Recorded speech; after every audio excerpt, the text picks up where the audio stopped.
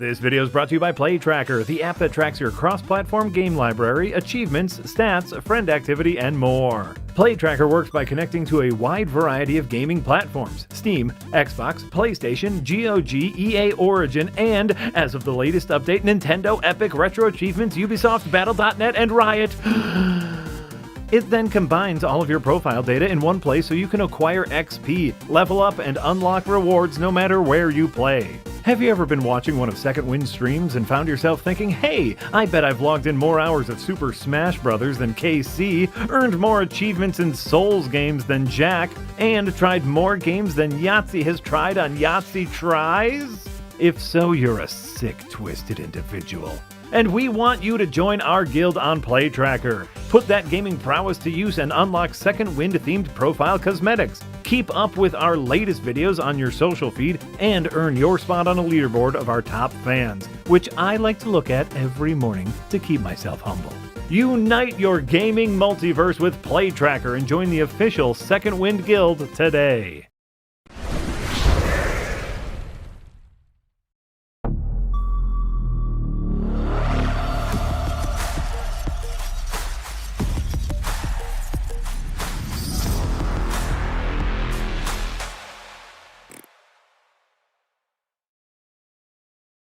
Hello, everybody. Welcome to the Windbreakers podcast. I'm Yahtzee Croshaw. I'm joined by Jay and Marty as always. Hey. Hello.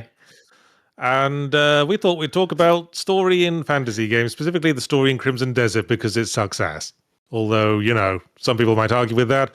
It's gotten very determinedly, almost the very definition of mixed reviews. Almost 50-50, I'd say. Yeah, the people who love it uncontrollably, and the people who don't like it are getting yelled at. That's how the game works. I think people who appreciate like the technicals of realizing a game experience appreciate it, but all the people who actually have to play it and try to engage with the story are kind of down on it. Yeah, the only people I've seen rave on it are the people who are like, oh, you can pour salt on the sand to get clams out, or you can cook food with the blinding that real? light. Can you pour salt on the sand to get the clams out? Apparently. And like, I get why you're impressed by that, but also, how does that service the rest of the game? You know, it sounds beautiful. So the topic is let's fix a boring fantasy world. And Jay, you've been playing it for the first 5 or 10 hours, you said? Yes. So I just wanted to have you answer a question on air, and that it is this: what is the story about? Simple enough. Okay, so from what I've gathered, so far there are some black bears, which I believe is a clan, which I was confused when I started because they said, God damn those black bears, they killed half of us. And I'm like, man, is it like a gang of bears? That's cool. It's not, it's like a clan of people who wear bear skins on their heads. Yeah, we'll get, that's another additional question, but let's finish the current question. And then there's the wolfy men, the Starks. Yeah, the Starks, right, the grey mains. Fair enough. The Starks. Let's go with that. The Starks are killed by the bears, and you're stabbed, and you're thrown away, and then God saves you. It's really confusing.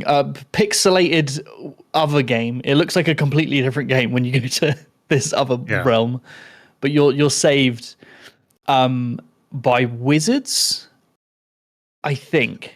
Or gods, or god wizards. Or god wizards. Gizzards. Yeah, crow wizard men and women. And then after that, there's from what I've experienced in the city, there's fuck all. It was a lot of But when you are saved by the god wizards give you a quest. What is that quest? From what I experienced, it was follow your quest marker to do random bullshit.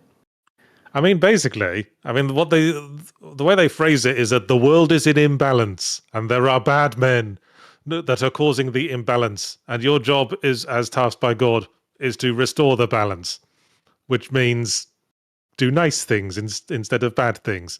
Yeah, it's like we get into that first town, that first village, and I was very confused, and I was following the quest marker hoping for a hook, like a reason to want to do the things I'm doing, and it was like, go arm wrestle a man, and I was like, okay, who is this man? Why am I doing? Okay, this is done. Then it's like, go give money to a beggar, and it's like, okay, and it gives you a key, and you're like, ooh, okay, intrigue. Yeah, and then it's go save a cat. It's all very. The game is telling me where to go and what to do arbitrarily, rather than like I, as role playing as the character, or as me with intrigue as the player, wanting to do these things. It's telling me to do them sequentially. Right. I think you guys are being haters because once Leon gets to the police station, the game is incredible. That was last week's game, Marty. Wake up. I haven't played any of this game, and it sounds like fucking gobbledygook to me. Real gobbledygook. But this is how it feels to play it, Marty. Like how I'm trying to describe it in a way that isn't trying to be, oh, it's a fun jank way to describe it. This is how the game operates. It's like arm wrestle, give money, save a cat. Like I mean, I guess that almost gets to the larger, like how do we get onboarded into a fantasy world in a way that doesn't make our eyes glaze over and just be like, what is it that we're actually doing here? I mean, if it weren't for like the post prologue, I would have said the game was a perfectly functional hook. You're part of a group called the Greymanes, although that's a related question. Jay, what conceptually do you think the Greymanes are? They feel like rebels, because you're like, rebels fighting against what?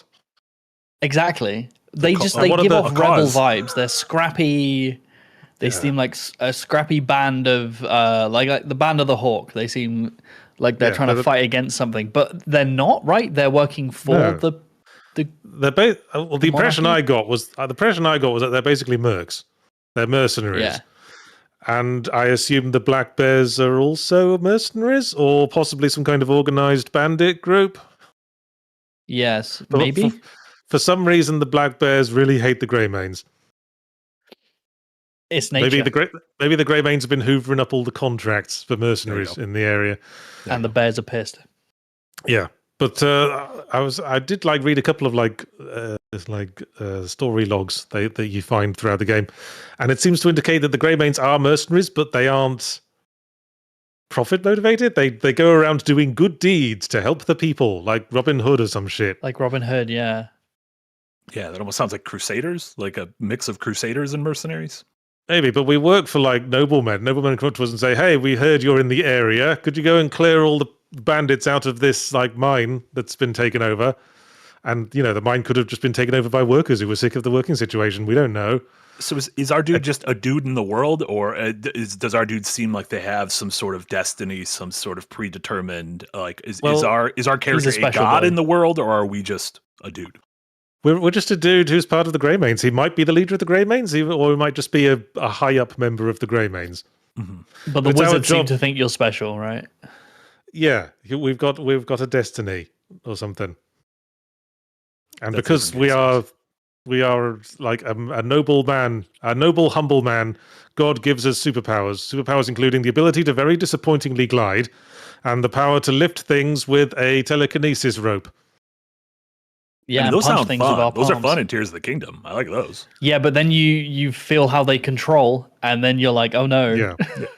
So this world this world filled with? Is it humans? Are there a bunch of races? Are we like talking to like? I'm going to keep going back to Zelda a little bit. Are there kind of the Zora and the Rito and the Goron? Yes. There are humans. There are trolls who resemble large humans, and there are goblins who resemble small humans. And there's a dwarf. I went into a shop. There was like a dwarf. Oh yes, big dwarf man. Yes, there's dwarves. But it does one of the disappointing things in a lot of fantasy where you go up to the big trolls and they just speak like normal people. Like they're just voiced by generic Steve, and he's like, "Hello, I'm Colossal Stomp. Good to meet you." It's weird because later on you go to like a university, which reminds me very much of the Magic University from Elden Ring. Mm.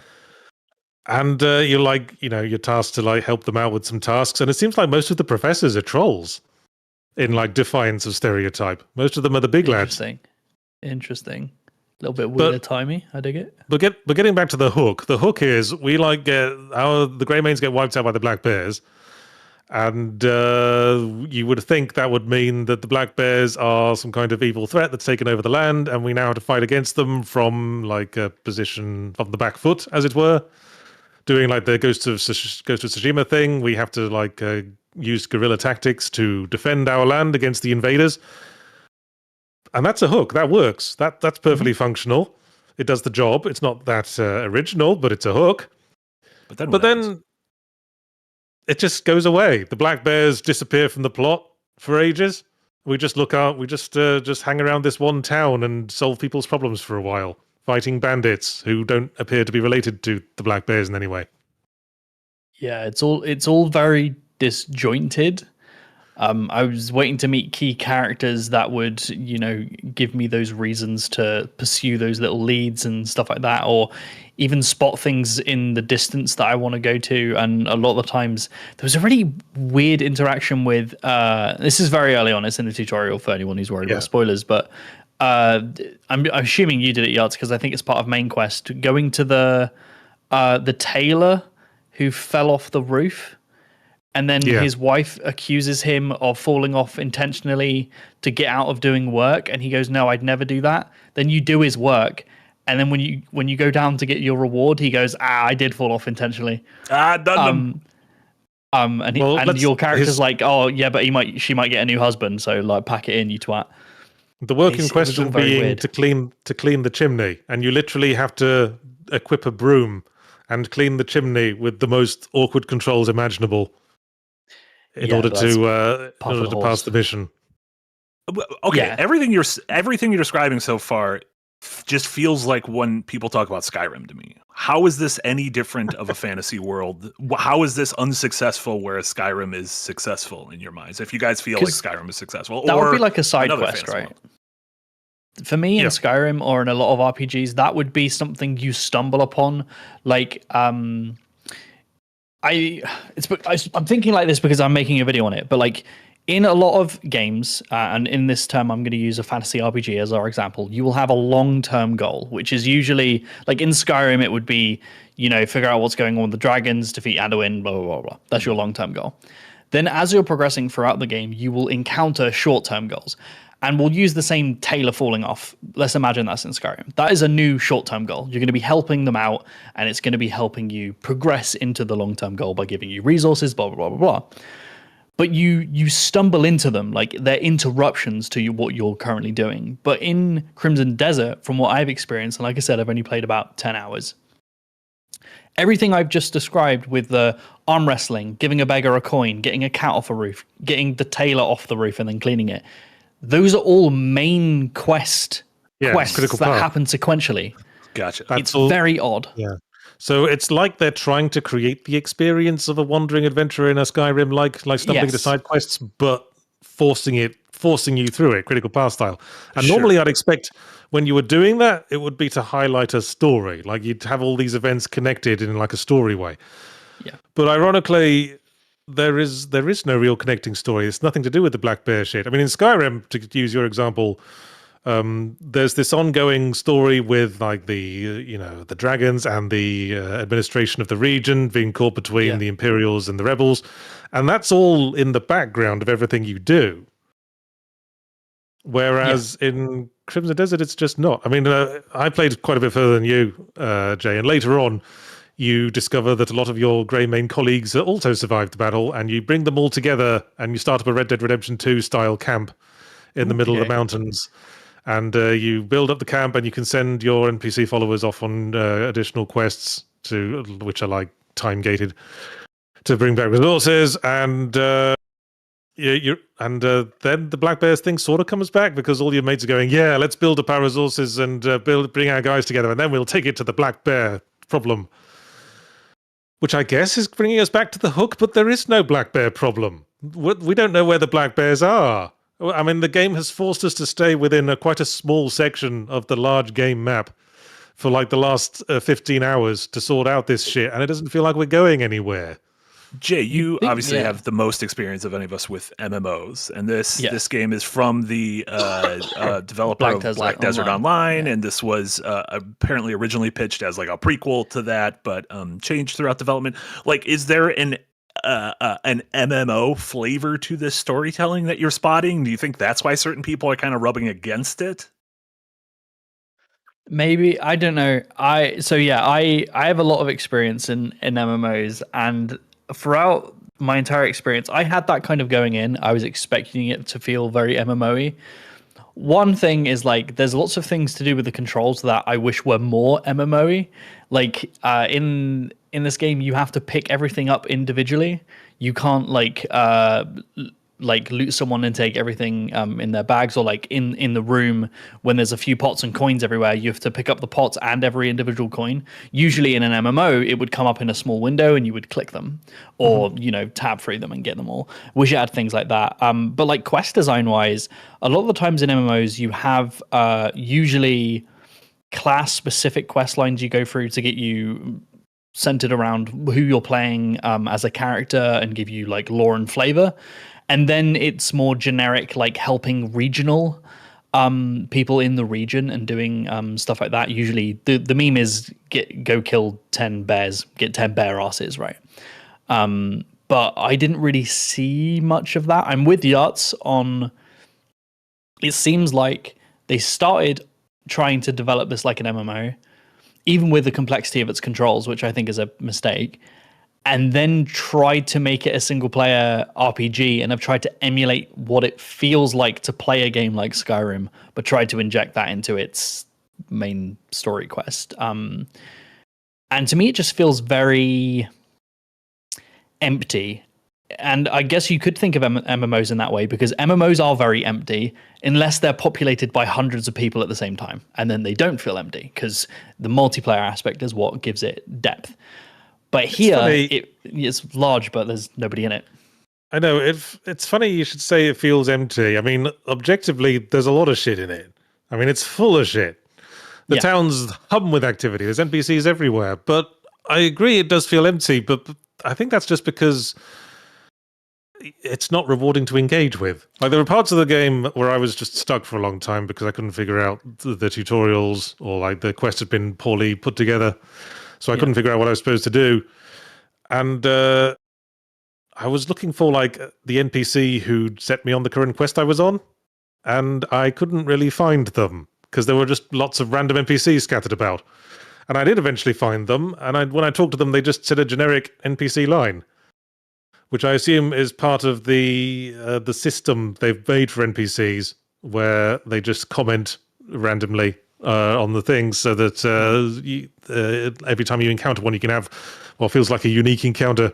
For some reason, the game gives you the option to like give a gift to basically every NPC you see. God knows why you'd want to do that, but you can. You can fuck them all. But it's part of the reason for making love to every citizen of the Crimson Desert. Oh, for God's sake! In the Crimson Desert. Ooh, oh no! Watch the sand. Oh no! So the topic was how do we fix a boring fantasy world? Mm-hmm. I think that for a start, giving us an incentive to explore it would be nice. But as I say, the critical path doesn't really leave the starting area for hours and hours and hours. And you can see just from looking on the map screen just how wide the map expands. It just seems like such a poor use of the world they've put so much work into creating. You know what they should have done? They should have had like a couple of quests at the start, and then some more quests in like a faraway city. And they should have said to you, why don't you fly on this griffin to get there? And then we could fly on the griffin like in World of Warcraft and admire the enormity of the world and look at things and admire the mountains and shit. Spot things you might want to go to later. Yeah, right? Look at towns and bandit camps and say, that I should probably investigate that later. And then drop you off in the middle of like the unknown territory of the town, and where you go. But they don't do that. Instead, they just make you hang around doing the same shit over and over again. Yeah, needing a compelling goal early on is, I think, kind of crucial for me to sink my teeth into a world like this, a completely like fictionally created world where I don't know the rules and everything. Like, I am not a fan of immediate lore dumps and like bombarding me with proper nouns to where my eyes just glaze over and I'm like, this stuff doesn't mean anything to me. But if you give me that initial hook, Breath of the Wild very early is, see that castle, you got to kill the man in that castle. But there's a big world that can make that easier. So that's your goal. Even like Chrono Trigger starts with the small goal of, oh no, I lost this girl at the fair, to a bigger goal of, oh shit, she's a runaway princess lost through time, to the biggest goal of, oh no, in 1999, a being is born who destroys the world. Yeah, the story gets a lot weaker at that point, but I agree, like the opening hook of Rescue the Princess is a very good hook. But once you get back to the present and escape from the castle after you got wrongly imprisoned, then the sort of hook sort of falls off for me. After that, it kind of becomes about like figuring out how to do the thing. You have the thing, and then it's just who do we need to do this? Yeah, after that, it's like, oh shit, we need a plot. Giant monster wants to destroy the world. All right, figure that out. Three wise men displaced through time. Yeah, it's fine. Yeah. To use an example that can kind of hit both sides of the spectrum, which I kind of view as narrative-driven people and gameplay-driven people. I think a game that does it really well is Elden Ring. With once you get out of that initial crypt, your goal is Stormvale. Like Stormvale Castle is your initial long-term goal, and then everything in between the A beginning point out of the crypt and then the B entrance to Stormvale Castle is just dripping with extra caves and camps and stuff like that can reward like intrinsic challenge, extrinsic rewards, and also like narrative rewards, giving you like drip feeding you bits of story which can entice you further up into Stormvale. And then once you're done with that, you get the exact same thing of coming out of the back of that and seeing the castle of Reo Lucaria, the mage tower, and like Lindell, the capital city. It continually gives you those big hooks of I need to make it to this destination, and allows you to get lost and distracted by other things which are new short-term goals. And that works for narrative people because they're getting all those narrative drip feeds along the way and that big climax when they do that, those big castles. And also people who are just gameplay focused because they're constantly getting new weapons, rewards to level up, and also get to do the big challenge. So I think Elden Ring really solidifies both sides of that coin together, in my opinion. For me, a good way to build intrigue at the start of a game is what I've called the unfolding technique, which Breath of the Wild uses, Doom 2016 uses it. How that works is you start in a box, let us out of the box into a room, let us out of the room into a house, let us out of the house into a street, let us out of the street into a town. Mm-hmm. Breath of the Wild is a perfect example. You literally start in a box, Doom 2016 as well. So I'd even say something like PT, where when that opens, you're literally just on the floor staring at a corner with a cockroach in it. Mm-hmm. That unfolds into a room, that unfolds into a hallway, that unfolds into that same hallway a million times, but the principle's the same. You realize you like going down a rabbit hole. Yeah. Yeah. And that's also what Crimson Desert does is hook and then dumped in world. Yeah. And that's is this initial town you're in, is it very large? Like, is it one of those things where it like is a pain in the ass? Does it take a while to run across? Not really. Like, is it? It's a few streets. It's a few standard merchants. You got a blacksmith. You got a tailor. You got a item shop. There's a Reminds castle. me of Windrun in Skyrim. There's a castle with presumably a lord in it, but it's weird because like at the start, the tutorial is go to the castle and look for like the door to the abyss, and then you go to the castle and there's no like king there. The guards just say, "Yeah, you seem all right. Just don't cause any trouble." And you come in, you just explore the castle for like randomly. You go into a random room and then you find a portal to space. Are you allowed to do that? Can you just like go into the castle and be like, well, let me just futz around? Yeah. Yes, I guess it's like JRPG style. Yeah. Just piss about. Who cares? I always think this sounds like this isn't necessarily a Crimson Desert thing, but games where like they brag about, look how large our town is and every street is modeled and you can wander around the entire thing. To me, that is always like a lot of those, look how big our map is. That always means nothing to me. I think the most impressive thing is when you can make a town feel big without being literally big to run across. Like Midgar in Final Fantasy VII does a great job of feeling very big, even though it's only laid out across, a couple dozen screens in the original game. Yeah. The same thing with Clocktown, like that. where it kind of uses it gives you the illusion of size without making it kind of a bore to run across. Because they're dense, right? They're littered with little NPC interactions, like lots of different shops, lots of ways to traverse it, right? You're not only just... You can add a lot of depth to a city by allowing you to navigate it vertically rather than horizontally, just going through the streets. Like Assassin's Creed a lot of the time does a really good job of that. I always thought the city in the first 2 Thief games felt very, very big. Probably because you were in it was a mission-based game and you were only stuck in one building at a time. And the rest of the city you only saw over the top of the rooftops, but you got the impression it just seemed to go on forever. It was sprawl. Yeah. But it was the fact that we couldn't explore the whole city that made it feel big, because a lot of it was an unknown factor. Yeah. And then you could explore the whole city in Thief 3, and it looked a lot smaller because it was, the Deus Ex Invisible War engine. Yeah, I do think letting our minds kind of fill in the blanks in terms of size is genuinely more effective with me. Metaphor Refantasio is one of the games on the thumbnail, and I put it there because I always felt like that world felt really big, even though we're going to only a handful of specific nodes on it, because you have to take the time to literally, you're on your chicken bus. Yeah.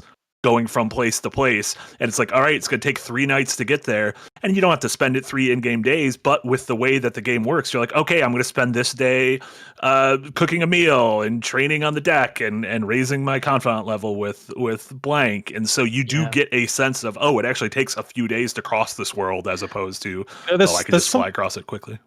There's something about travel time that is very appealing to me, I think, in a game like...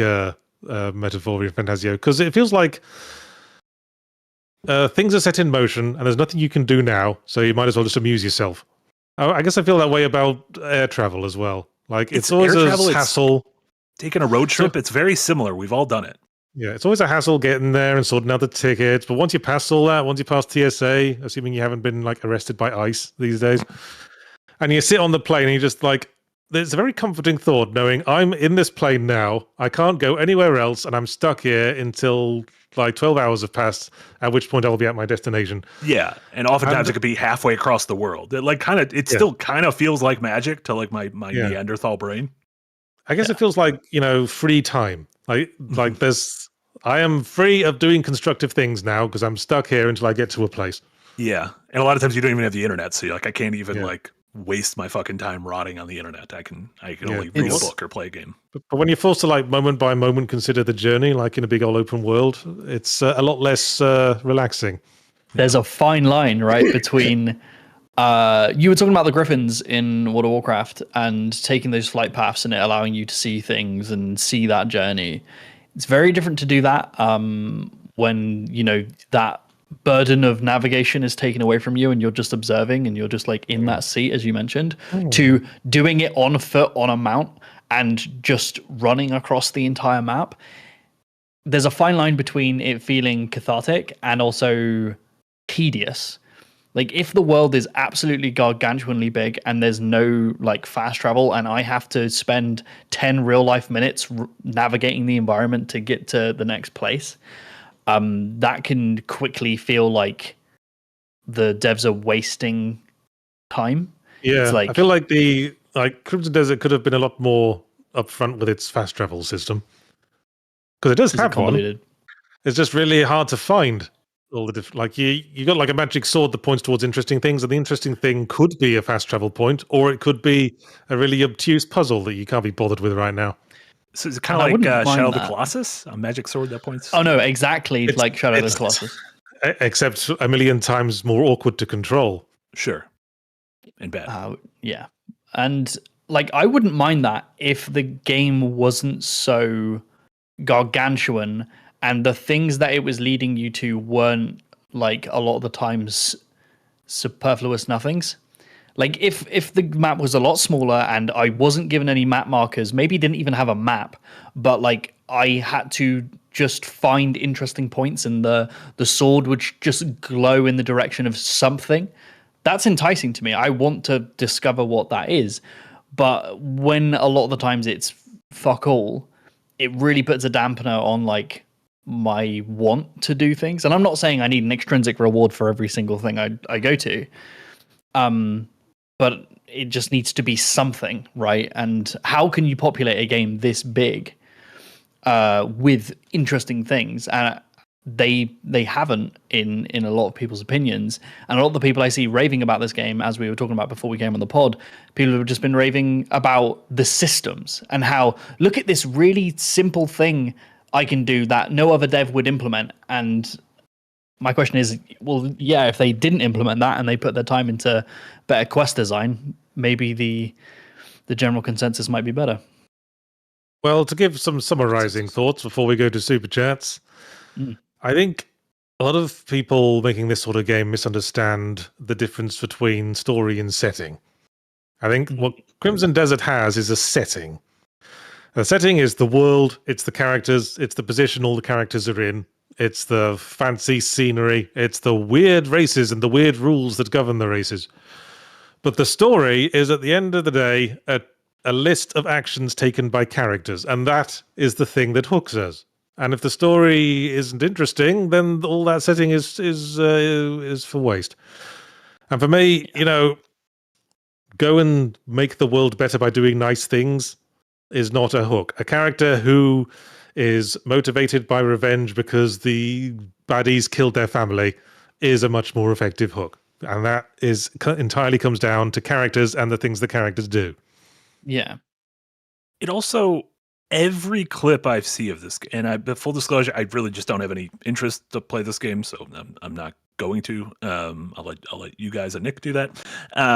But every clip I see of this game, it makes me wonder, like, what is the cohesion between any of this? Like, it feels like trying to succinctly summarize the identity of a Cheesecake Factory, which is just like the menu is kind of everything I see of this game. It'll occasionally look like real, like European rooted fantasy, and then I'll see flying islands that kind of look like Tears of the Kingdom, and then I'll see like desert tribes, and then I'll see space, and then I'll see technologies from like what feels like several centuries glomming together, and maybe that is the aesthetic, but to me it feels very, very strange. It feels like you dumped the entire toy box out. That's a good analogy. It is to Shadow of the Colossus what the Cheesecake Factory is to a nice highbrow cuisine sort of place. Yeah. Do you get free bread at least? Because let me tell you, that free bread, that it's hard. I make my own bread. I have no need for your bread. Counterpoint, it's free. Bring your home-made bread to Olive Garden. See how that works. Maybe I like making bread. I like that we like that you like making. Yeah, bread. we love it. We try to keep your bread making. We try to keep it secret and try to keep it safe. Much like the one. My bread loaf had a big butthole this week. You might have noticed it in the picture. Had a good crumb though. Eric just put up. Yeah, great crumb. But in the previous picture, you might have noticed there was a big butthole on the top of it. Mm-hmm. Yeah. Because the big old bubble emerged during baking, and then it burst just before it fully solidified. That's how buttholes are created in humans, actually. Big old bubble bursts. And now my bread has a butthole. It looks like a void out in Death Stranding. It's just like a little nuke. Yeah. But it gives you a little like sneaky peek of the inside of the bread. It does feel like a little sneaky peek. It's a window. I shouldn't be the seeing bread's this. soul. Yeah. It's a bread porthole. Yeah. Jay, any closing thoughts? My closing thoughts would be that I'm kind of with you. I wish it had that stronger, more consistent hook, because I was on board until I was resurrected, ? Like after that point, it really just starts to slide downhill. And as I said before, I haven't played much, but everything I've seen online, whenever people have said it gets better after 20, 50, 100 hours, they're all talking about the systems. I haven't heard a single person talk about the story. And I'm not saying I need a story to be able to keep me hooked, but when you have a game that's so clunky to control, I do need that reason to push through and get to that 50-hour mark. And at the moment, there isn't one. And I think that's something that a lot of other games, like Elden Ring or Breath of the Wild or any other fantasy world kind of does in a better way by really narrowing its focus rather than being super wide. I mean, I'm a big proponent of the primary gameplay loop, as I made clear in my Dev Diary series, and that the most important thing is to focus on the primary gameplay loop. I give the same advice to writers. Focus on the primary gameplay loop of your story. Focus on interesting things happening on a moment-to-moment basis. Okay. That all strings together into like an intriguing plot. Yeah. That's my writing advice for today. All right. Not that the super chat givers need writing advice. Good lord, there's a lot came in. Supper chumps. Very early on. Thanks, guys. We should mention that we have a new donation goal. Marty, do you want to talk us through that one? Of course. Thank you so much to everyone who donated towards last month's goal. We have a date for Dokapon. It's a soft date is going to be Saturday, April 25th.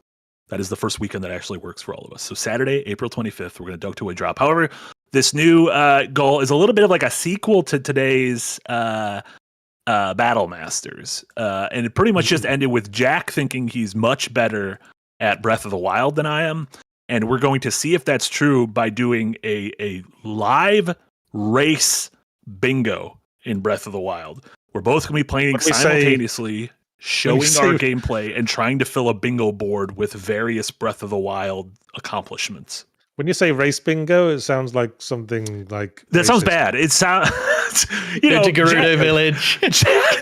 Jack and I, the arbiters of race bingo. A bingo race? Does that sounds better? That sounds like something pickup artists have. So I'm going to pick up... my bingo card has black lady, Asian lady. No, we're just going to play Breath of the Wild and try to do some fun stuff before the other people can. All right. Yes. Well, speaking of Battle Masters, a winged potato gave $4.99 to say, relevant to today's Battle Masters, have you all heard Black Mass's recent mix of All-Star and Back That As Up? This may appeal only to Marty. It does appeal to me, and I did, as a big fan of both Juvenile, of Back That As Up, and Smash Mouth with All-Star. I have heard that, and it's a delight. You know, if you were to call upon a random group of people to, like, round robin, one word at a time, the lyrics of a popular song, I guess All-Star would be a good thing to go for thing basically everyone knows the words to. Yeah. Until the host of the show gets a little too big in his britches and tries to exert power where he shouldn't be doing. Fucking kinda doesn't count because the official lyrics say kind of. I agree. Fuck off. What? I agree. Was this a ruling? We got angry at him. The ruling benefited me, and I got angry at Jack. Dude, I'm with you, Marty, what you said previously. We should scalp Jack. I think we should storm the Capitol building. Yes. But anyway, as if you haven't seen today's Battle Masters, that went out shortly before this podcast. It's me, Marty, Jesse Galena, and Jess Hoops competing to see who is the Battle Master in various amusing Taskmaster-style challenges. Mm-hmm. In the new Battle Masters format that we've moved to, which is very much Taskmaster-inspired and seems to be going down better. Who would have thought one of the most successful shows in the world would have a successful format that would benefit from copying? Shocking. Anyway, Waiting for Viva Pinata 2 gives 100 arses and says, remember those times where our parents got us the cheapest game they could find and it doesn't matter how boring it was, we had to like it as it was that or nothing? That's kind of why I have such affection for Fantasy World Dizzy these days.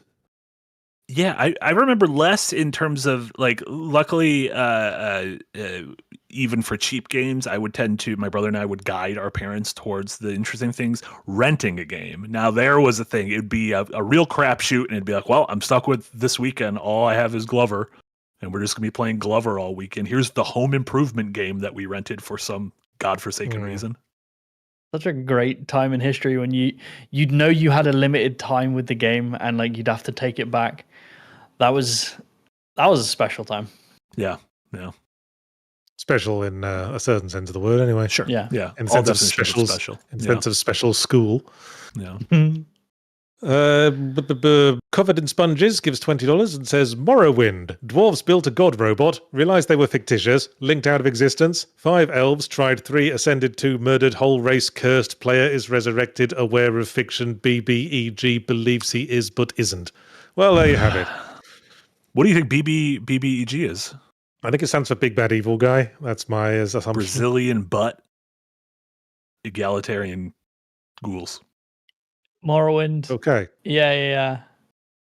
But man, I was talking to a friend about this. Like, a lot of the Elder Scrolls games have such crazy lore. It's a shame the games that are attached to them. Do you know what I mean?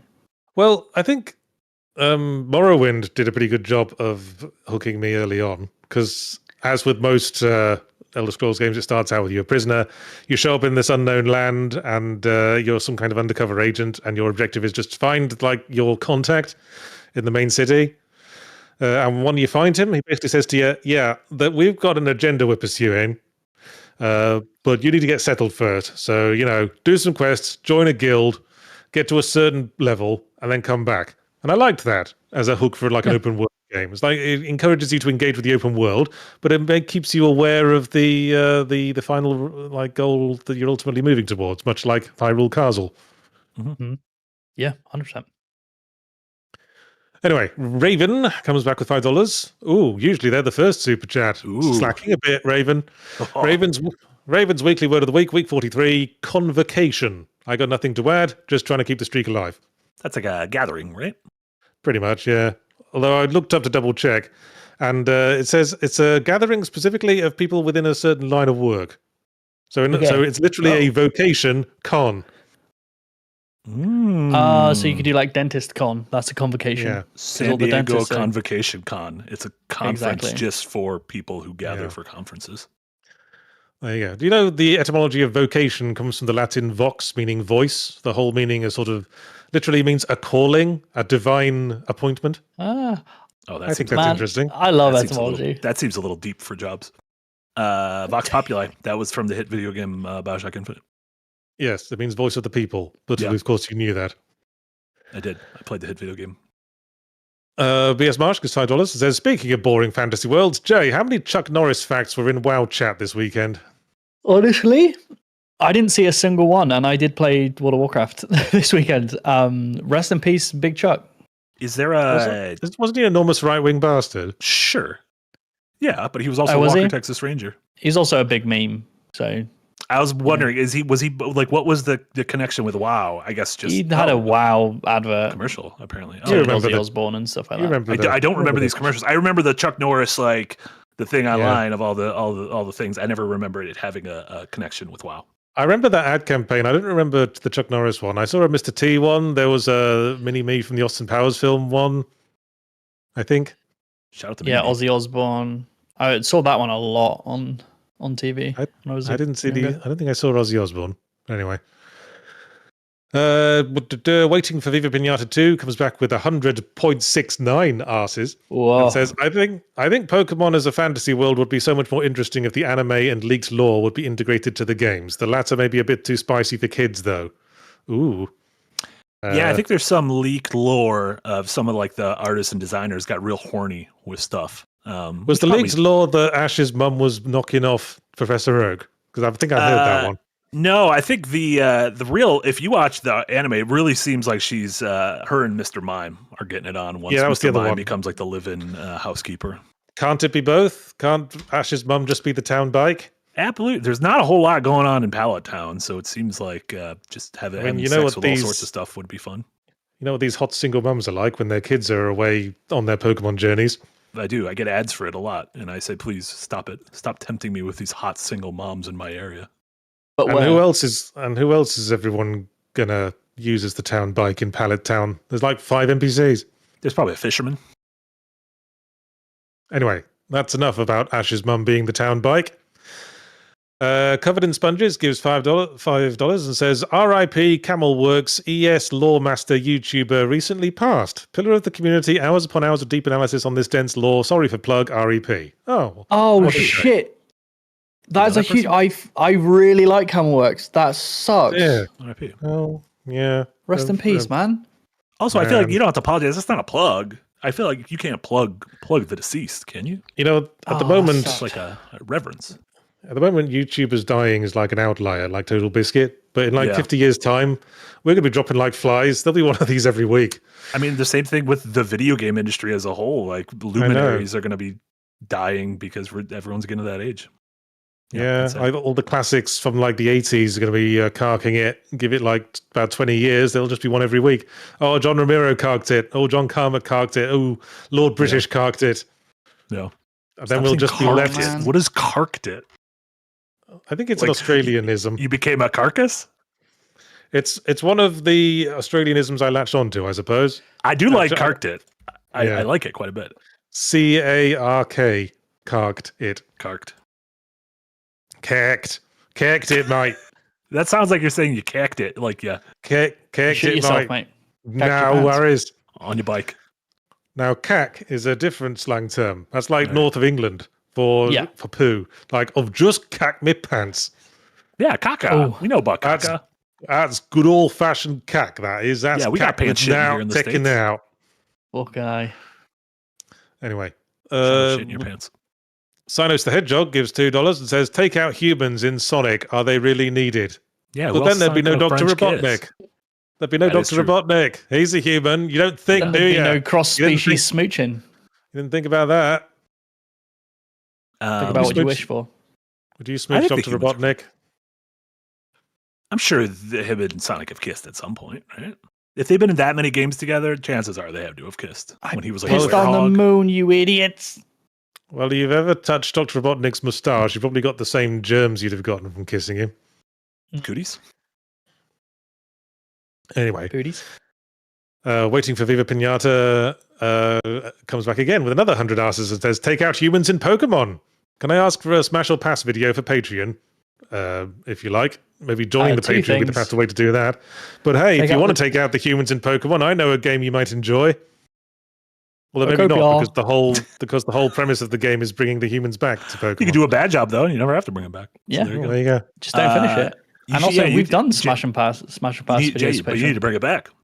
Smash or Pass 2026 edition. Hey, last time we were talking about doing a Patreon video, I said, let's do another one. And it was shot down. So it was not. You literally can film one whenever you are an owner of this company at the exact same level of the rest of us. Oh, you could you could literally choose to film it whenever you want. When we were talking about Patreon videos to do, I said, I can do one because they're easy to make, and they said, now we've done a few. Let's do it then. Make one. The next one. The next one.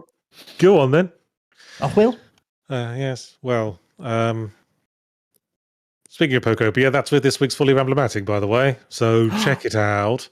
I suspect I might be going against the popular grain in my review of that, but I'll be interested to see how many people feel emboldened to come out and agree with me. I'm going to call it Yahtzee's dishonest review of Pokemon Pokopia. It is a completely honest review. I can't deny my true feelings. I always laugh at headlines and thumbnails that say like honest review all in caps, and I'm like, I want to make the opposite. Yeah. I didn't play this thing. I'm just going to kind of go based on vibes. Yes, very unprofessional reviews. Yeah. Waiting for Viva Pinata comes back with 100 asses and says, last dono, because I've work, is there any interesting fantasy world that relies on the background narrative rather than the main characters? These are interesting, but I always get dumb suggestions. Well, I might propose the style of book characterized by Alice in Wonderland or Hitchhiker's Guide to the Galaxy, where the main character is actually kind of boring and they're just a sort of in-universe stand-in for the audience to experience the wacky world they now find themselves in. Is that kind of isekai-ish in terms of like usually the character is kind of like an audience surrogate? Are we going to say Hitchhiker's Guide is an isekai now? No, I didn't want to get over there. I was just mostly, I mean, it might be actually, if we want to start thinking about it. But I just mean a lot of times in an isekai, the main character is just the audience surrogate for what is going on in this strange, funny, scary fantasy world. Yeah, so they can ask the questions, what? What? That only works. But as I say, that only works if you do have a really interesting world. Sure. To explore. What is this two-wheeled mode of transportation you have here? I've never seen it before. That's a fucking bike, mate. I mean, in both Hitchhikers and Alice, I mean, the point of those books was more to be a satire of the real world than anything else. So what actually happened in the fantasy world didn't actually matter that much. You were supposed to be appreciating the subtext. Also true. Yeah, the first thing I said there was I was just thinking of FromSoft games because usually the main character of their games is ultimately not really deep or important. And it's or any MMO. Really early on, it's usually about like the collective of the players. Although World of Warcraft recently has all been about you're the big special important special boy and nobody else matters, which I think is antithetical to MMO design, but I'm getting ahead of myself. William Sansevere gives $5 and says, hearing Marty make a Ben Simmons stroke Knupel joke made my day. Which video game character would you drive back to a hotel? This was, I believe it was a typo meaning Bill Simmons. Bill Simmons, famous, one of the most popular podcasters in the world, those sports podcasts, had an NBA rookie, Con Knuppel, at his house for a pod.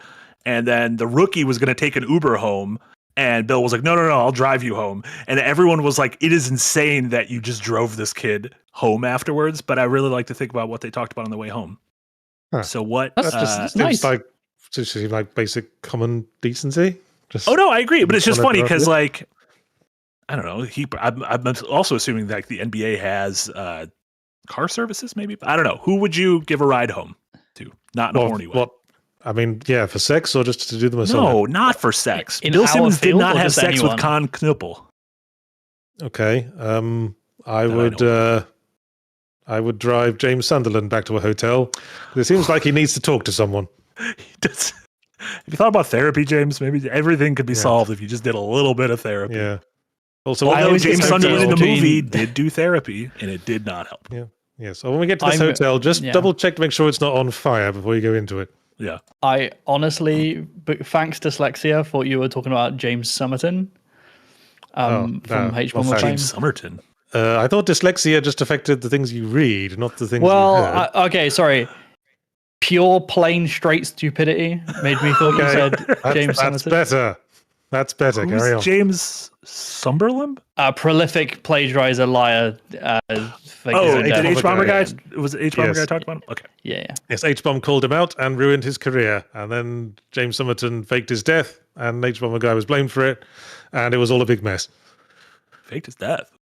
Anyway, Sinus the Hedgehog comes out with $5, says, I believe Adventures Now would be more fun if there were cool crossovers, like Garrett from Thief or a Data agent accidentally transported there and stuck forever. Oh, God. We don't need, like, fucking IP rights lawyers breathing down our necks on top of everything else. Yeah, we don't want the asshole who wrote the Data files to sue us. And also... Yeah, and he would. I've heard he's a real git. Also, it takes an unbelievable amount of work to make Adventurers Now. That would just add a different layer that would make it so much harder. Yeah. It also couldn't be someone cool. If someone was in Adventures Now from a thing, it would have to be like something very dumb. It'd have to be like President Taft. Paige from Beyond Good and Evil, I can see that. Paige, no, you're not bringing your pig friend. God damn it. Let me bring the pig. Kid Budgetic is $2. Says, Jay and Yachts, do you look forward to doing a solo pod? I don't do solo pods. They make me uneasy. What? I did last week's Firelink. No one else was there, so I just did the podcast myself. Seriously? Oh, did you? What was it? Yeah. What was it? It was just an episode of the podcast. It was just a normal episode of the podcast. It was just me. See, I've tried streaming by myself. I just can't do it. I need someone to bounce off. Yeah. I can do it. Myself, I need to get back into doing personal streams and stuff. There you go. Yeah. Solo pods. Anyway. A superb owner, member for 27 months in the tip jar, and then comes back with a super chat to the tune of $5 princely and says, missed the pod last week, but will listen once I'm done with RE9. I'm halfway through at the part where Leon receives a rusty crank in a back alley. Oh my God, there's so many good cranks. Love a good crank in a Resi game. Yeah. You know, when he said that, I was trying to remember the bit he was talking about, and for some reason, I got confused for Resident Evil 2 make. Which also, I think, had a lot of back alleys and possibly even a rusty crank situation. Every good Resi game got a couple of cranks. Yeah. Rusty is it really a Resi game if there isn't a crank? Think about it. Yeah. Think about it. I'm thinking about Is a rusty crank where someone jerks you off while licking you out? No, it's a rusty trombone. Yeah, that's rusty trombone, sorry. Mm-hmm. I'm glad you knew that. I was going to bring up Rusty shirt you got. Look at that Okami shirt. It's Amaterasu. Oh, have you only just noticed? Yeah, she's great. Out. Check out the Love sleeve details, motherfucker. Look at this little guy. I got a little stuffed animal, a little Amaterasu. Hey. Do you have any Okami merchandise within reach? I got this thing that has the Okami colors. Okay, that counts. Hey, that does have the Okami colors. Wow. Goddamn. What a game. That was the thing I won that one time I won Battle Masters. Anyway. Eric has found this exact shirt and put it up. You are lightning quick, dude. Lightning McQueen, right there. James Bevan gives $7.50 and says, better Batman villain, Riddler or Scarecrow? Ooh. I got to go with Riddler. Interesting. Don't you love Scarecrow? Yeah, but he loves riddles as well. But I also love Riddler. Yeah. I think the Riddler's I think Scarecrow works in small doses. I think Riddler can be a fun villain. Like there's a reason Riddler works over the course of an entire game, and Scarecrow usually works for like one fun set piece. Yeah, that's a good way of putting it. Mm-hmm. Yeah, specifically Batman Arkham Asylum. Yeah. The Batman villains are great though. What a great rogues gallery. I know. He's got the best villains in the business. 100%. Batman himself, fuck off. DC in general has the best villains. What they should do is they should do like a DC universe, cinematic universe, but without Batman in it. It's just his villains. They just do their thing, and then like for the last film, there's a big crossover of all the villains, and it's like the Legion of Doom. Yeah. Joker, portfolio. Yeah. Yeah. Well, they started with Joker. They should have kept it going. Done one for the Riddler. They have a Penguin TV series. Yeah, they should have done Two-Face. They're making a Clayface movie. That could be fun. But Batman exists in that, right? And then they do the crossover movie, and that's where they introduce Batman. And then all the villains just kick the shit out of him for being the boring twat. Perfect. Captain President gives $10 and says, new goal, Jack versus Marty, best of the worst. It's hard to, there's only a finite amount of characters we could put there. BOTW to me is Breath of the Wild, but everyone associated with Jack, it's best of the worst. It's tough. If you guys have better names for this thing, let me know. Is the Kingdom. Okay. And then Sinus the Hedgehog comes back with $2 and says, what's one thing you could improve about Mog World? Rewriting it completely so that the general writing from moment to moment is better and more in line with how my current writing ability. There you go. How long ago did you write Mog World? Oh man, I wrote that in like 2010, I think that's when it came out. That was a long time ago. Yeah, I'm a career novelist, baby. Mm-hmm.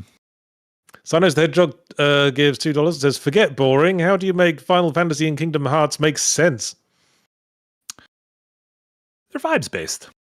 Do they need to? That's my question. I guess not. I mean, as I say, those games have always been about the primary gameplay loop of the story. Yeah, I think it's fine. Yeah, Kingdom Hearts, you just got to use friendship, and you gotta embrace your nobody, and you gotta eat your salted ice cream. Everything's fine.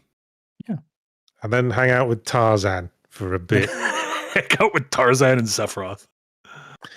Tsunami Dusha gives $20 and says nothing. Bam. Incredible. Also, a follow-up dono over on Ko-Fi from John relating to this. Thank you so much, John. I imagine a future podcast episode titled Tsunami's Bug Was Fixed. Here are all the messages. Anyways, keep up the great work. Love to the dogs. That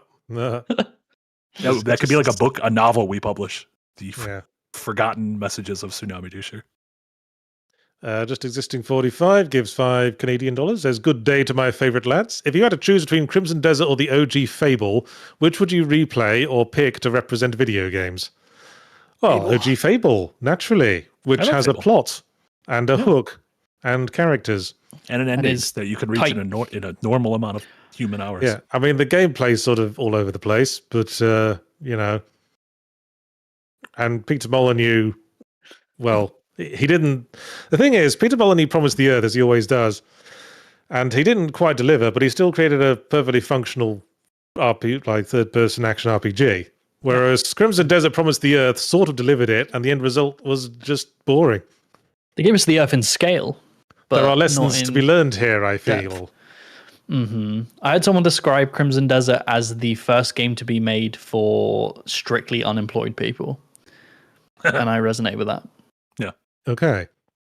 Boo-Ray gives $5, says, I started playing Avowed, and I think Jay and Garrick, the first guy you talk to, sound similar. Also, the dialogue angle is weird. Okay. Oh, like the conversation angle. I couldn't get into Avowed. I really couldn't. I really the first guy don't sounded too remember. much like you? I really don't remember the first character being Avowed. I don't either. I kind of want to play it though and see if it sounds like Jay.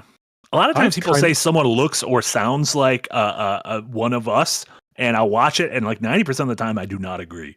And maybe it's just because I spend a lot of time listening and talking to the team, but it is very rare where I'll be like, oh, that's actually spot on. That person does look and sound. Yeah. I kind of liked Avowed. It didn't blow my mind, but I was, I enjoyed my time with it. I didn't feel like I was bored of it at any point. Did you also reviewed Outer Worlds 2, right? Did you like it more than Outer Worlds 2? Just comparing Obsidian games? I would say yes. I did like it more than Outer Worlds 2. There you go. Just Exist 45 comes out with $2. Says, Jermaine, how's your new game coming along? New one? Smiley face. Yeah. Actually, this weekend I started. I did a game jam session with my programmer and another designer, and we got through most of the prototype. So actually, really well. Hey, this is a much more condensed game. So I've taken advice from a lot of people. Do we think this is actual footage that Eric is showing pixelated, or is this also? What do we think Eric is showing pixelated? Is it Minecraft? Some of the colors. This just looks like basic block out shit in Unreal Engine. I don't think this is. This definitely isn't. Yeah. This is the animation sample, I think. Huh. This is your game? A lot of wall running. No. My game's very, very simple. Yes. I think we had a conversation like the hit song from Kingdom Hearts. Because we had a conversation about minimum viable product. Yes, I seem to recall. What is for people who don't know, what does minimal viable product mean? Well, you have an idea. What is the simplest way you could bring that idea across? And that's what you should start with when you're making a prototype, in my view. And a lot of people get very ambitious. You can give to someone. A lot of people get very ambitious too soon. I think once you can get like the solids in place, I shouldn't call them solids. That makes it sound like feces. Sounds a little bit like feces. Yeah.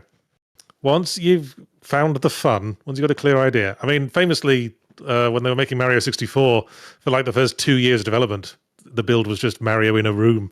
And they iterated on that until it was just basically fun to move around. Yeah, Eric's showing Splatoon's prototype right now, which is just the box putting goo everywhere.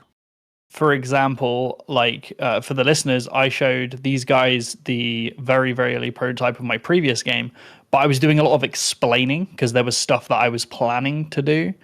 Rather than this new thing, right now I could show it now and it is the gameplay loop. It's the full loop of the game because I've condensed it down because I've taken that feedback and ran with it. There you go. Minimal viable product. All right then. Boom. Waiting for Viva. It needs a different acronym. It shouldn't be MVP. That's already most valuable player. Okay. It should be something different. We don't watch sports though, so. Oh dang. Game devs don't watch sports. It's known. Well, anyway, Waiting for Viva Pinata gives 100 arses and says, do you know who recommended this game, saying how impressive Crimson Desert systems are with breathtaking visuals? Nick on Unpacked. So I will take 1 vote to buy the game and 2 to skip. Lol. Nick seems to really go in for this sort of thing. Just like the open world experience. He's a spectacle man. But this is like with any of us, when you listen to our opinions, you will eventually understand what type of games I like and Nick likes. It's like we all have different tastes. So when Nick says, I really recommend this game, his taste might not directly line up with yours, but Yahtzee's does. So Yahtzee's review holds a little bit more weight to you personally in that regard. It's just different strokes. If you care about multiplayer, probably shouldn't go to Yahtzee for a review. Probably not. Yeah. Probably not the best person to listen to. Derp gives Saw99 and says, what are the team's picks for most interesting fantasy worlds in gaming, either narratively or by world design or least interesting? Lol. Ugh, blimey. That's a tough question. Shadow the Colossus. Move on. Beyond Good and Evil. Do it. Oh man, yeah. The Team Eco trilogy is kind of what comes to mind for me in terms of this is setting it in a solid, in a single place that kind of conveys the breadth of the world. I mean, this is the whole separate podcast topic, I think. Yeah, agreed. Which I like. Stick it in the maybes pile. There you go. Anyway, Minduel gives $2 and says, I long for boring instead of our interesting times. Well, may you live in uninteresting times, Minduel. May we all live to live in uninteresting times. Is that a quote from something? It's a famous Oriental saying, I believe. It's a famous curse. May you live in interesting times. Oh, gotcha. There you go. Which is quite apt, I think. Yep. You ever read like history books or listen to a history podcast and notice just how far apart the dates between the interesting events are? Yeah. That's what we want to be in. We want to be in the in-betweeny periods right now. Yeah. There's off this album that I have the cover for on my wrist, Darkness by The Police, is I wish I never woke up this morning. Life was easy when life was boring. Yeah. Beautiful. Well said.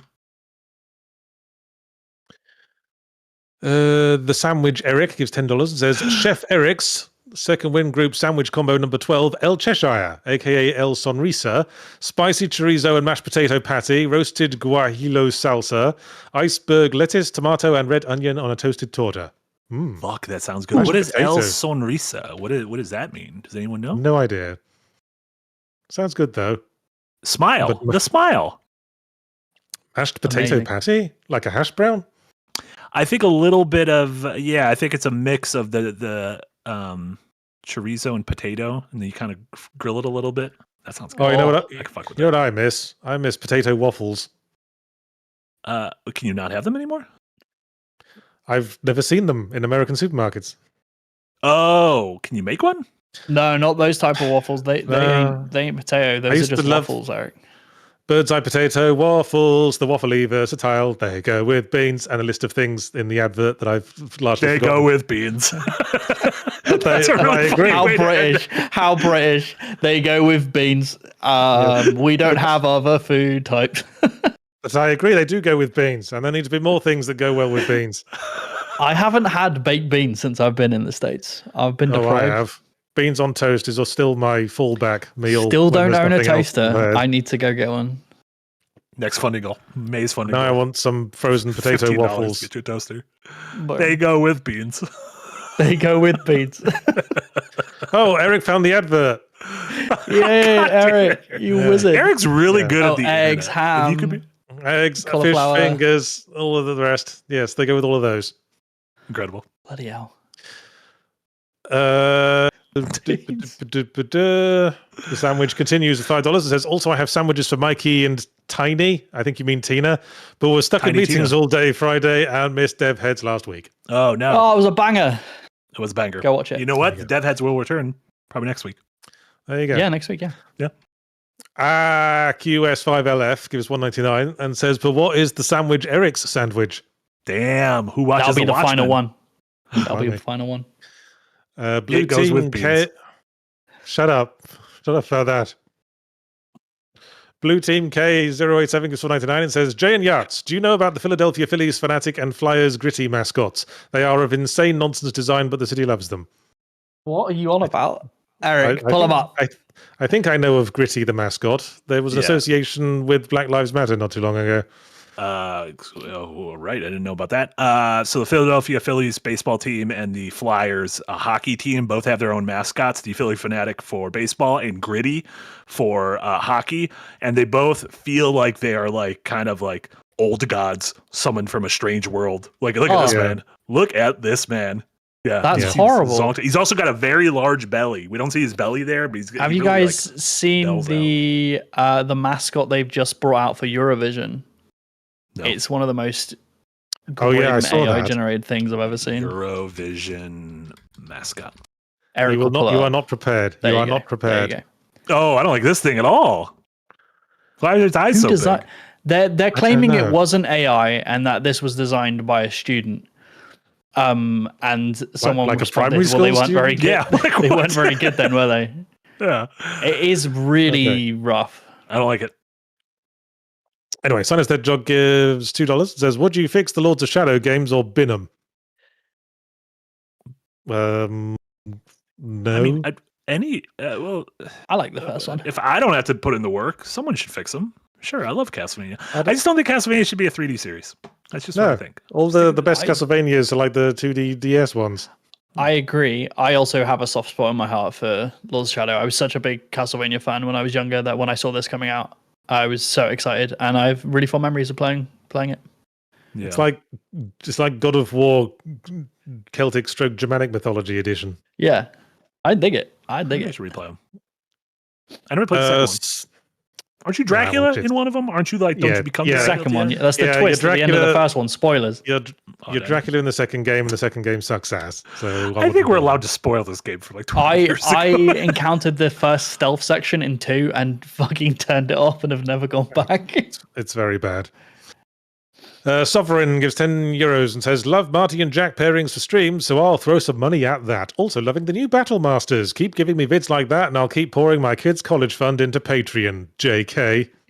Don't you dare. Banter. Don't you dare. Remove that JK.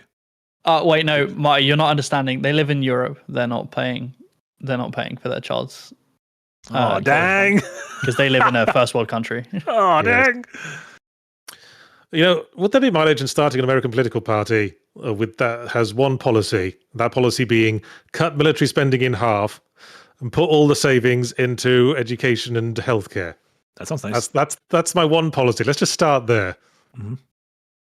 Counterpart. Mm-hmm. How do we carpet bomb other nations? Okay. Didn't think about that. Hot take. Why don't we just don't? Okay. Think of it this way, guys. Instead of educating our children, we can carpet bomb theirs. But even if you did cut the American military budget in half, you'd still have enough to defeat the nearest rival by quite a large margin. Yeah. The American military spending is insane. Yeah. Because Republican politicians keep promising it to energize the base, and they've just been doing that for years. So now they put all the money into military, and the military don't know what the fuck to do with it. It's like, we need to put more military spending in because that way the plebs will vote for us. The military, we have warehouses full of tanks that have been rusted to oblivion before they saw a single battlefield. But anyway. First world country. Real great place. Just Existing gives $2 and says, Jay, a wee bit sleepy today. Can't stop you yawning. Always, you yawning. Mate. Stop you yawning, mate, basically. Always yawning. Monday morning, that's a yawny day. I don't think I've ever, in my life, do you know people describe waking up and feeling refreshed? I have never, ever experienced that feeling. Do you have sleep apnea? I don't oxygen. I don't snore, so... Okay. But do you still use your CPAP? Just never, yeah. You still CPAPing over there? Yes, I have narrow nostrils, so I can't breathe well through my nose, so I have to breathe through my mouth while I sleep. And it turns out I have some foldy flaps in the back of my throat that interrupt my breathing, which is why I use a sleep apnea machine. Yeah. Anyway, sorry, I lost my place again. Sinus. Sinus the Hedgehog gives $2 says, here's a challenge for you. Fixing the Fable games. That's not my job. That's Peter Molyneux's job. Peter Molyneux's job. That's not even Peter Molyneux's job. Failing That's at it for 2 Playground. decades. Playground's got a new one coming out this summer. Well, whatever you can do to fix it, apparently it involves hiring Richard Ayoade. Yeah. I have a hard time saying that guy's name when I see it spelled out. Richard Ayoade? Yeah. Richard Ayoade. Well, I guess he needs to be on TV more so you can learn. I don't watch a lot of it. He's on panel shows and that stuff. I don't watch that stuff.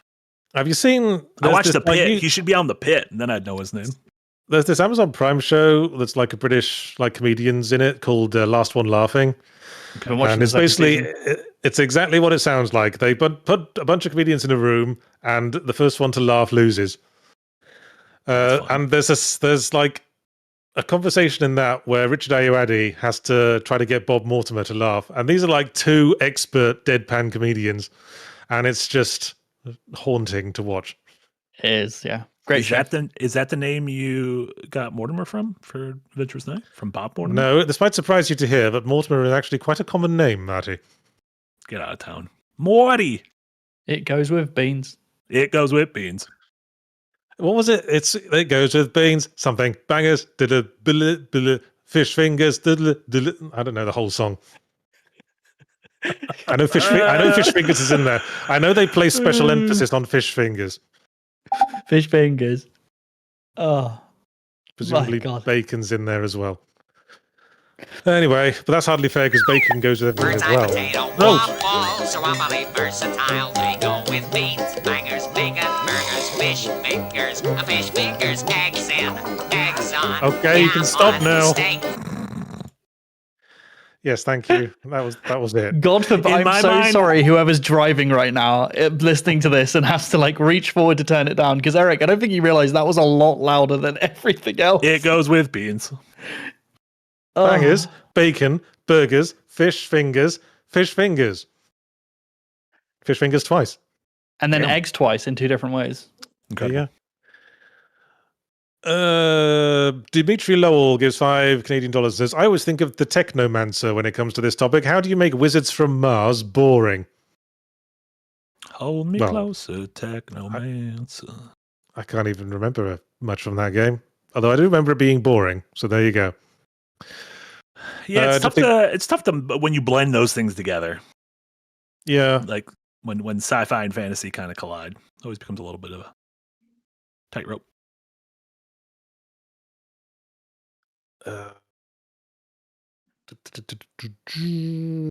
Just Existing gives $2 Canadian dollars. Says, honest reviews. Marty, IGN eyes activate. The honest. Listen, unless your review has honest reviews, you can assume it's not an honest review. Unless you're going to put that in your title or your thumbnail. And if you're not putting your face, making a face in the thumbnail, not an honest review in my mind. Anyway. The end. Fist Uppener gives $2. Marty killed it on Firelink. He needs more flowers.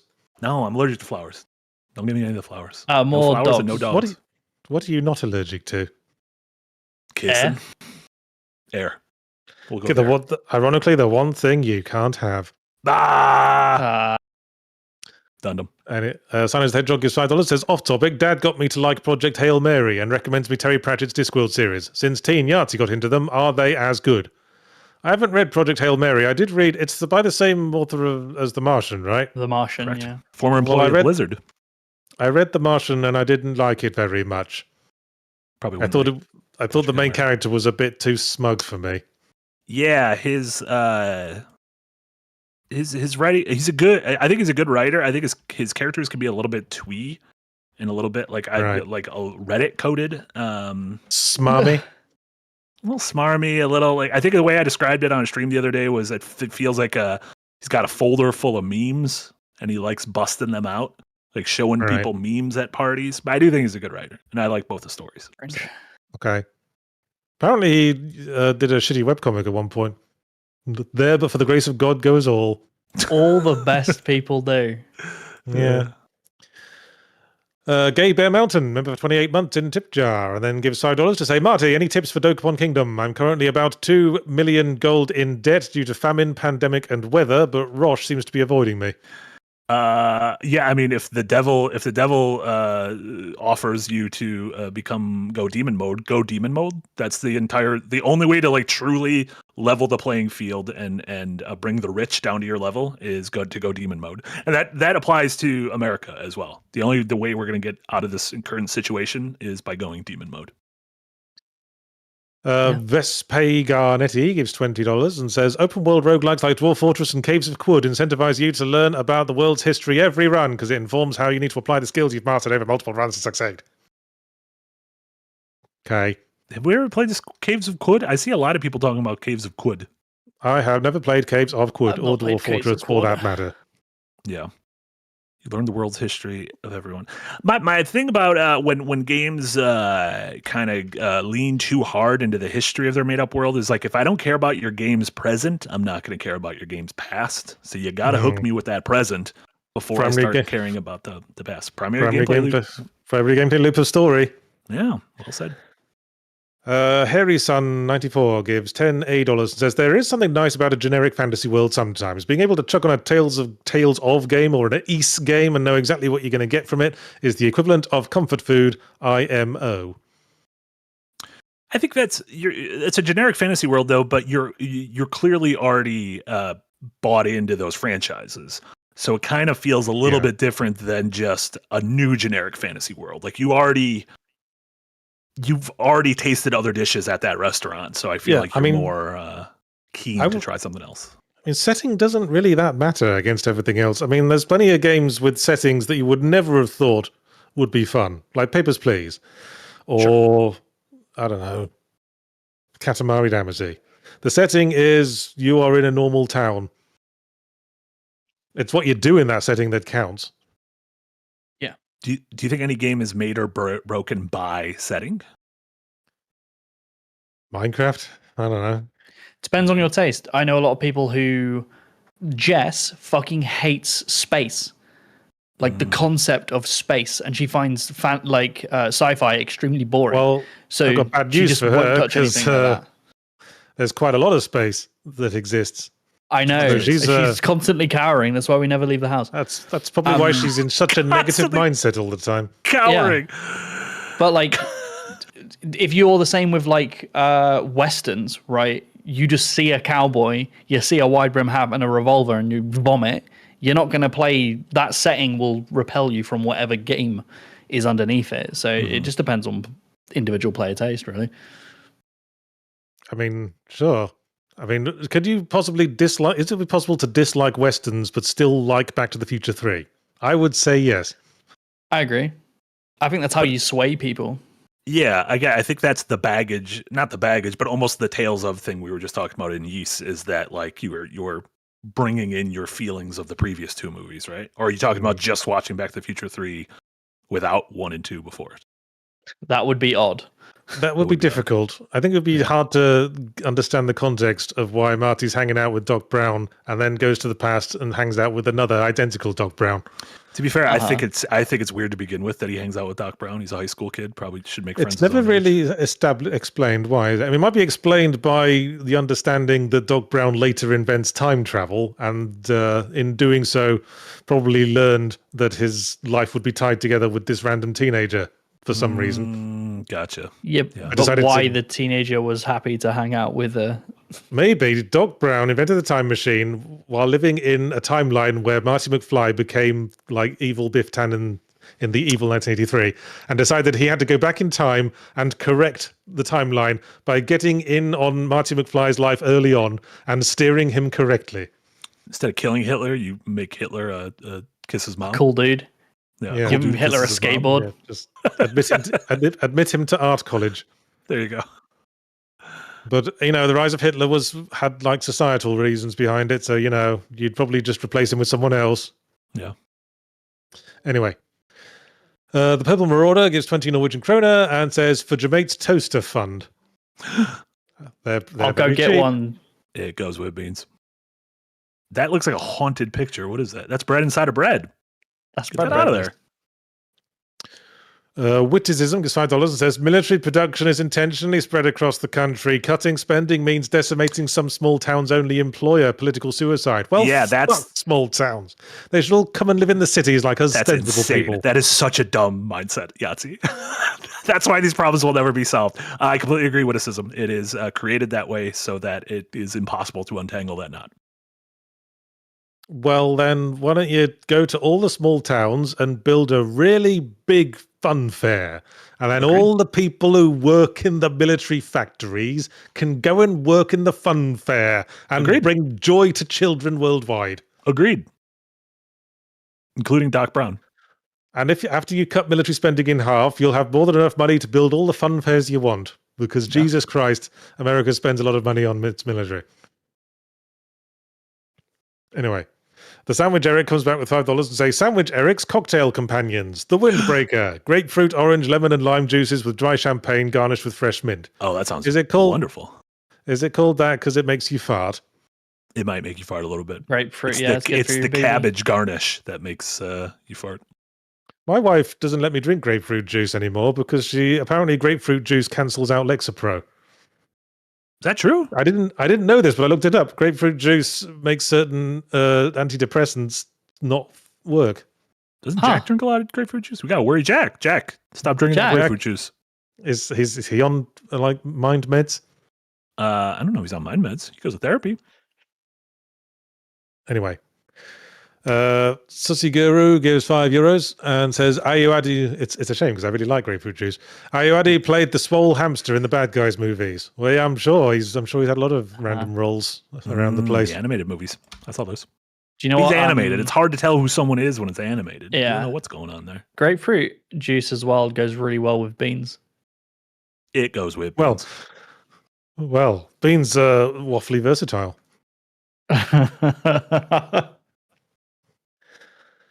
Anyway, witticism gives $2. Says, don't agree with it. It's insidiously entrenched. Agreed witticism. Has everyone thought about maybe just giving up on this country? Everyone just agree to go and live somewhere else. That's expensive. That's very expensive. Leave all the Native Americans so they can just, figure out what they want to do with it. Reclaim, yeah. Fine.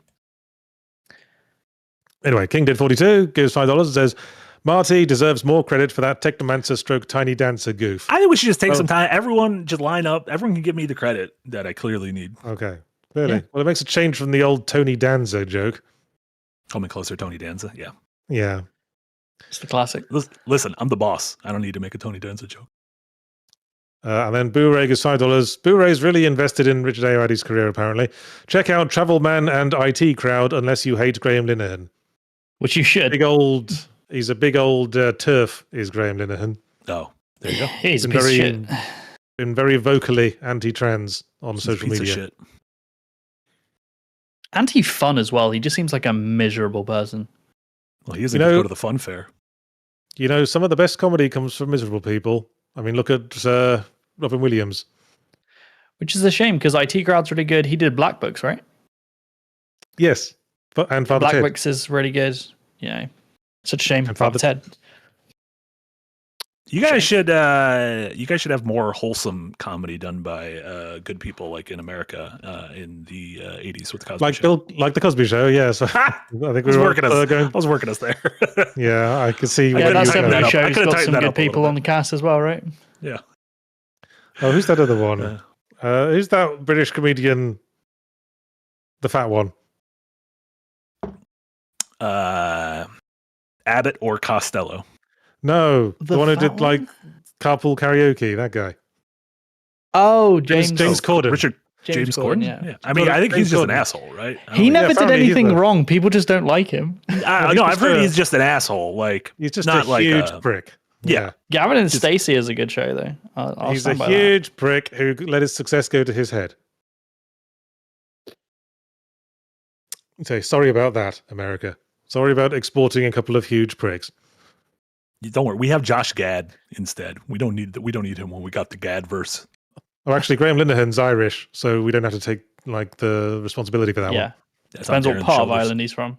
Yeah, there he is. There's anyway, Sussy Guru 2000 gives €5. Says, I'm just tired of muddy peasants, muted colours, medieval castles, and the various barely distinguishable versions of elves, dwarves, and dragons.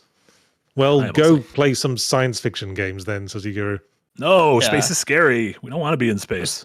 Talking to Jess about, speaking of being scared of space and cowering permanently, speaking to Jess about this topic before, and she chimed in and she was like, oh, mine would be that if there are generic dragons in the world, I want to know why there are dragons in the world and like what impact they have on the world, rather than there are just dragons. It's like, okay, well, how does that impact the society? Does she like A Song of Ice and Fire?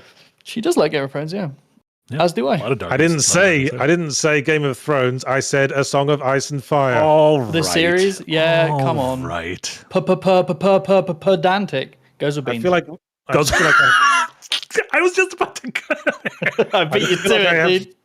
I just feel like I have to clarify. I was talking about the book series rather than the TV series. But people understand, right? The book series still hasn't gotten around to blotting its copybook. Yeah, that's the secret. You can't shit the bed if you don't own a bed. Exactly. That was the Wheel of Time strategy, wasn't it? Throw out the bed. No, he just died. Yeah.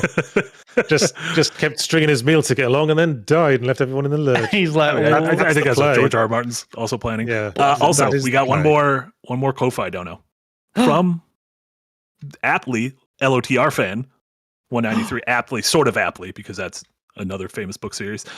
Please wish Sarah a belated happy birthday. HBD Sarah. Happy birthday, Sarah. Hey, Sarah, we love you. Happy birthday. Unless you're a murderer, then we don't love you. We definitely should set up bad people. Apparently, we definitely should set up that Cameo account. Yes. Because this is what we're reduced to now. Yeah, but we only have messages about Cameo Elements of Power, the rare launch game for the 360. And one last super chat. Murray the Demonic Skull gives $2 to say this episode goes with beans. It goes with beans. It goes with beans. I forgot the rest of the list. Stop. It doesn't matter. It's funnier when it just. It's really funny. It just goes with beans. All right. Anyway, thanks for listening to the Windbreakers podcast, which was originally about talking about fixing fantasy worlds and sort of drifted off by the end there. Mm-hmm. I was Yahtzee Crucial. I was joined by Jay and Marty. We are Second Wind. We do shit. We do lots of shit every day, all week. For example, as mentioned earlier, my Pokemon Pokopia Fully Ramblomatic, with its possibly controversial opinions, coming out on Wednesday. And my weekly stream, Yahtzee Tries. You know what? Thinking about it, I've pretty much got to play the Jesus game, haven't I, this week? Yeah, or it could be next week. No, I think it's got to be this week. Okay. What Jesus game? There's on my Steam list. I got a notification that a game I had on my wish list, don't remember ever putting it there, some Jesus game, came out today. Jesus Simulator. Jesus Simulator came out today. Yeah, Jesus Stimulator. Which is not the same game as I Am Jesus Christ, although they look very similar. Yeah. It's a narrative-driven game that retells the earthly life of Jesus Christ through the events of the gospel. Now, speaking about making a fantasy world interesting. Yes. Not to be confused with Jesus Christ Simulator. This game is Jesus Simulator, but there's another game called Jesus Christ Simulator, which is Jesus as a superhero. Oh, okay. But it's confusing. Yeah, for some reason, I can't wait for Jesus Christ Our Lord Simulator. For some reason, Jesus is a hot IP in games right now. Yeah. I think Jesus has been a hot IP for a very long time. Yeah. I Am Jesus Christ. That's coming out like in a week as well, isn't it? Damn, we're in the middle of a Jesus Sons. Yeah. Anyway, yes. So that's my stuff. I've also got a semi-ram this week for you to enjoy. My other bi-weekly series relating to broader gaming industry topics. What's this week? This week's about Resi Story. Yes, this week's talking about Story and the Resident Evil 9 story. And some specific things that got up my arse about it. So that's my content for the week. What else we got? Jay, what you got? We just had a dev heads and a design delve, and I'm working on the next one, which is also going to be on Pokopia, specifically looking at its addiction loop. And then on top of that, I'm going to be at PAX this weekend from Friday till Sunday. So if you're going to be in the Boston area, you're going to be at PAX, seek me out. I will look like this. And I will be happy to say hello. And you also have a panel you're going to be on with Jenna. Right? Oh shit, yeah! I'm on a panel which you can see on Friday, which is going to be I think 1 Friday. It's going to be Design Club Live with some of the extra credits guys, with Jenna and some other people. It's going to be fun. So yeah, come check it out. I would really like to meet you in person. So I'll see you there. Well, you might. Well, you don't. I mean, to be honest, because we might be talking to a murderer. Yeah, but there's at least they'll say, "Hey Jay, I really like your work," before they shank me in the heart. Yeah, like there's only like a 15% chance they're a murderer. You can't say universally to the audience, "I'm really looking forward to seeing you," because you don't know who you're talking to. Fucking Rupert Murdoch could be listening to this. True, I wouldn't be super happy about seeing Rupert Murdoch, but if you're not Rupert Murdocherer, then I'm looking forward to seeing you, and I'll see you there. I like that Yahtzee's main complaint about The Martian earlier was that the character was smug. Yeah, I don't need the competition. That's like looking at a mirror and being like, I don't like what's going on here. What the fuck is this? Not happy to meet the competition. I like does not go with beans. I do that. I look in a mirror and say, what the fuck's going on here? What's happened? Rest of the week, we got Hidden Gems, Hot Money Energy tonight. Jess is going to be playing Kingdoms of the Dump. One of my favorite indies of last year. Check that out. We'll be doing the Rewind tomorrow, normal time, talking about the aforementioned Andy Weir's Project Hail Mary. There'll also be an episode of The Backdrop tomorrow. And then we should have normal streams the rest of the week. Yeah, thanks everyone. You're all great. And check out Battle Masters. That went up today. No one's watching. Yeah. No one fucking watches Battle Masters. You're all a bunch of hooligans. Yeah. If you watch this garbage and not Battle Masters, you should be ashamed of yourselves. We like making Battle Masters, and we need more excuse to do it. No. Anyway, yes. Help our BMs. Man, I just want my job to not feel like a job. Is that so unreasonable? Is that so hard? All we want to do is have a job that goes with beans. Bangers, burgers, the fish fingers. Fish fingers. Battlestar Galactica. Anyway, that's it from us. Bye. Bye, guys. Bye. See you on Wednesday.